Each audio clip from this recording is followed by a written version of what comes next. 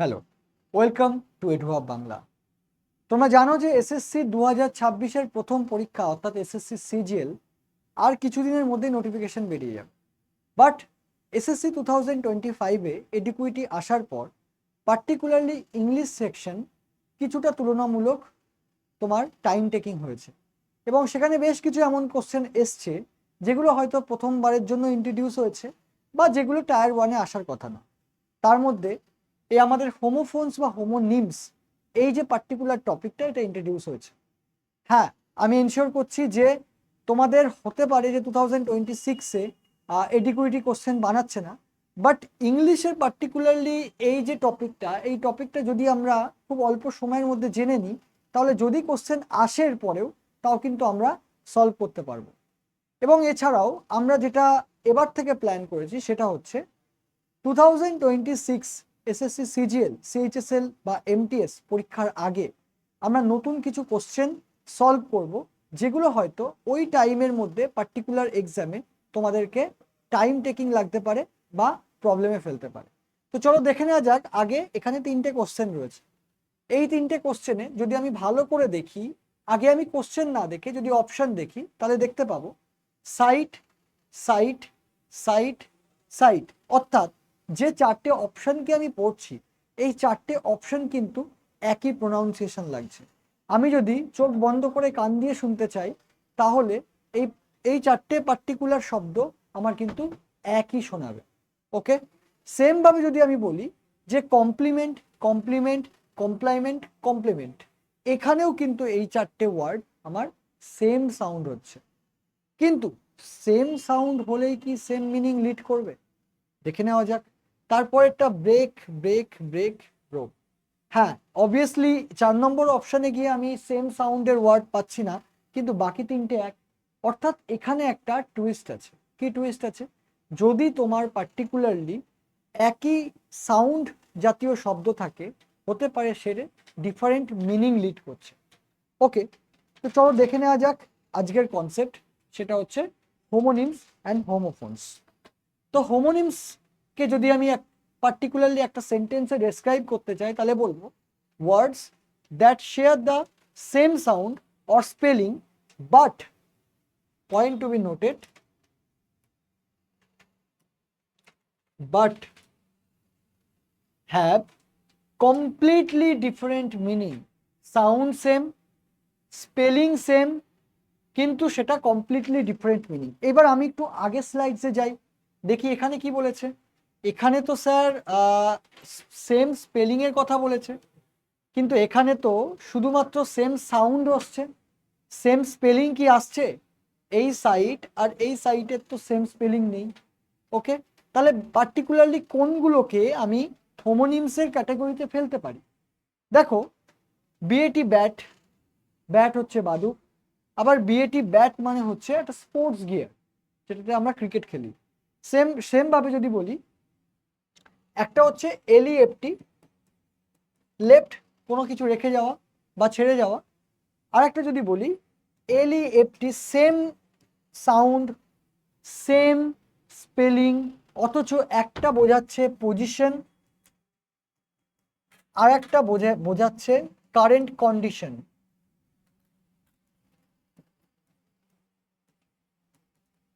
ওকে, same ভাবে right মানে correct, তোমরা রাইট অ্যান্সার দাও বা রং অ্যান্সার দাও, সেই পার্সপেক্টিভে রাইট মানে কারেক্ট আর রাইট মানে হচ্ছে ডিরেকশন। ওকে, সো চলো দেখে নেওয়া যাক এইবার পার্টিকুলারলি হোমোফোনসের কথা, যেটার অ্যাকচুয়ালি এক্সাম্পল নিয়ে আমরা কাজ করছিলাম। হোমোফোনস মানে হচ্ছে same word, entirely different definition. কেন এটা কনফিউজ করে? প্রথমত আইডেন্টিক্যাল প্রোনাউন্সিয়েশন, একই প্রোনাউন্সিয়েশন থাকবে, হাইটস স্পেলিং ডিফারেন্সেস।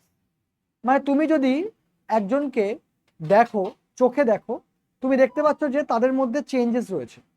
এই যে তাদের মধ্যে চেঞ্জেসটা রয়েছে, এই চেঞ্জেসটা হচ্ছে তোমার হোমোফোনস।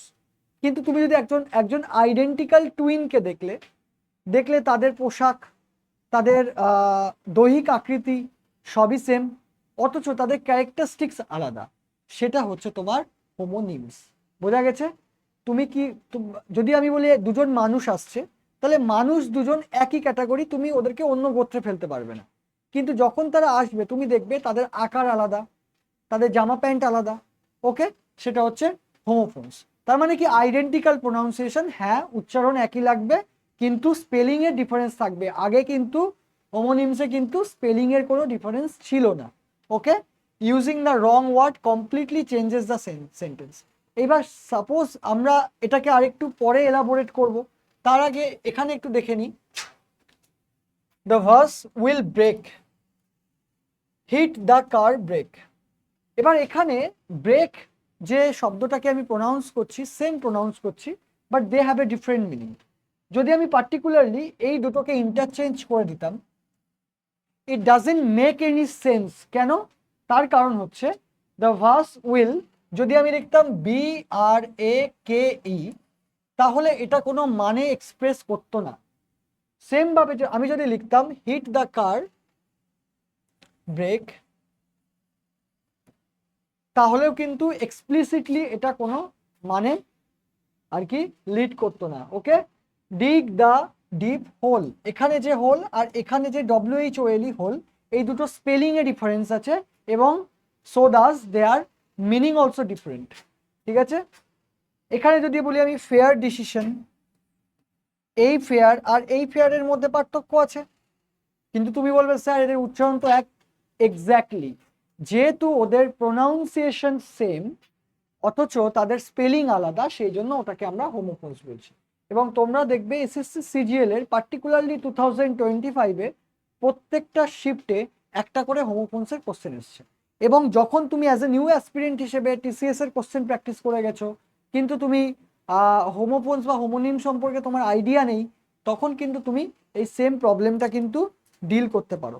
আবার অনেক সময় ওরা কি করে, ওরা জিজ্ঞেস করতে পারে which of the following is the example of এ হোমোনিমস। তখন কিন্তু তোমাকে একটা হোমোফোনের যে স্টেটমেন্ট বা সেন্টেন্স সেটাও দিয়ে দেবে, বাট তুমি যদি কনফিউজ হয়ে যাও তাহলে কিন্তু এই প্রবলেমটা হয়ে যাবে, ঠিক আছে। তখন কিন্তু সঠিক উত্তর তুমি দিতে পারবে না। এবার দেখে নেওয়া যাক ব্যাপারটা কি। দেখো এখানে যদি বলি দুটো most usable word, stationary. Stationary মানে হচ্ছে যে জিনিসটা নড়ছে না, একই জায়গায় স্থির থাকছে, ওকে। আচ্ছা, the traffic kept the car stationary, অর্থাৎ একই জায়গায় ওকে রেখে দিয়েছে। সেম ভাবে যদি আমি এখানে এর বদলে ইটা চেঞ্জ করে দিই তাহলে তার স্পেলিং চেঞ্জ হয়ে যাচ্ছে, ডিফারেন্ট স্পেলিং হচ্ছে। যদি ডিফারেন্ট স্পেলিং আমার হয় তখন কি হবে, তখন এর মানেটা পুরোটা পাল্টে যাবে। স্টেশনারি মানে স্পেশালি তোমার যে ইরেজার হতে পারে, পেন্সিল হতে পারে, ঠিক আছে, যে কোনো জিনিস, রাইটিং সাপ্লাইজ, ওকে। তো তার মানে ব্যাপারটা কি, কমপ্লিটলি মিনিং এর সাথে কি কোন দুজনের কোনো দূর দূরত্ব সম্পর্ক আছে? নেই। তার কারণ এখানে spelling is different, spelling is different এবং so thus meaning is different, কিন্তু প্রোনাউন্সিয়েশন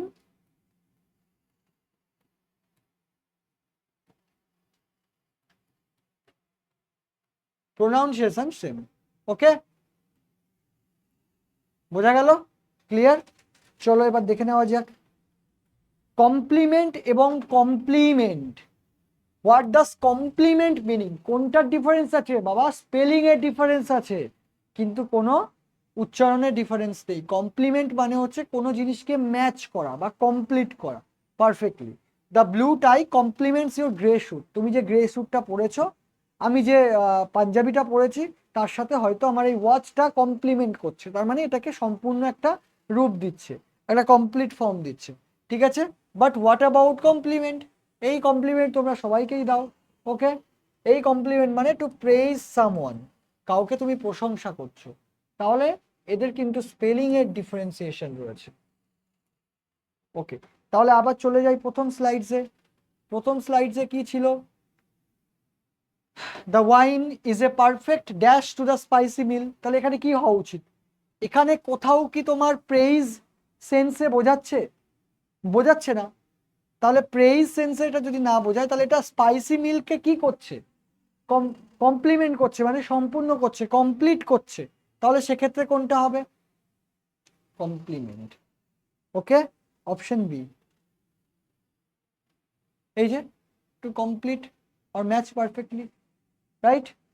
আচ্ছা, চলে যাও এবার নেক্সটে যাই। আচ্ছা, প্রিন্সিপাল অ্যান্ড প্রিন্সিপাল, এটার মধ্যে কনফিউশন হাজার একজনের রয়েছে, ঠিক আছে? প্রিন্সিপাল মানে কি? PAL, পাল মানে যে পালন করে, ওকে? PAL পাল হয়, তাই আমাদের বাংলা সারনেমেও আমরা দেখেছি পাল। তো পাল মানে হচ্ছে পালন করা, এই হিসেবে মনে রাখবে। তো দ্যাট রিলেটেড টু স্কুল পালন করে, অর্থাৎ স্কুলের head of a school or most important position, okay? বোঝা গেছে? The principal spoke to the students today. এবার প্রিন্সিপাল মানে কি? PLE, মোরাল, রুল, এই যে রুলের লাস্টে এলি আছে, এর লাস্টেও এলি আছে, এইভাবেও মনে রাখতে পারো, okay? A moral rule or belief, he is a man of strong principles, okay?